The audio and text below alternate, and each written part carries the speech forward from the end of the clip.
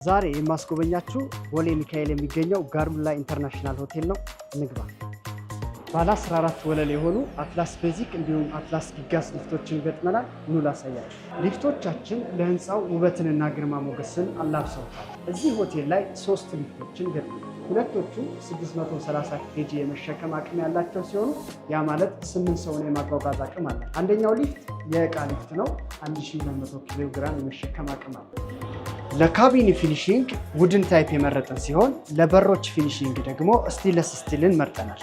ይሄኛው ሊፍታችን ደግሞ 1200 ኪሎ ግራም የመሸከም አቅም ያለው ሲሆን ለእቃ ማጓጓዣነት ይጠቀማል። ይህ ሊፍት የእቃ ማጓጓዣ እንደመሆኑ መጠን ፊኒሺንጉን ኖርማል ስቴንለስ ስቲል አድርገናል። ሙሉ ሊፍቶቹን ከውጭ አስመጥተን ገጥመን ለማስረከብ 4 ወራትን የፈጀብን ሲሆን ሊፍቶቹን ካስረከብን 1 ዓመታትን አስቆጥረዋል። በየወሩ በምንሰጠው ፕሪቬንቲቭ ሜንቴናንስ እና ሰርቪስ ምክንያት ሊፍቶቹ ለሰከንድም ስራ አቁመዋል።